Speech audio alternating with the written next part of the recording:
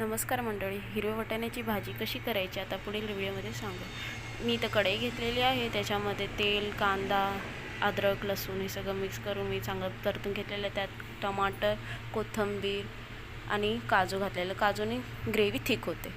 तर मग त्याला वाटून घ्यायचं आहे। वाटून घेतल्यानंतर मग इथे कढई ठेवायची, त्यात तेल आणि जिरा घालायचं आहे आणि जे वाटाणे आपलं ते टाकायचं आहे।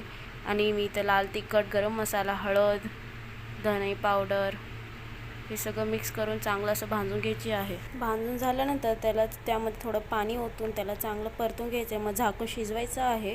शिजवल्यानंतर त्यात मी वाटाणे घातलेले आहे, वाटाणे पण चांगले परतून घ्यायचे, मीठ टाकायचं आणि मग परत झाकून शिजवून घ्यायचं आहे। झाकून ते 7 ते 8 मिनटं शिजवायचं।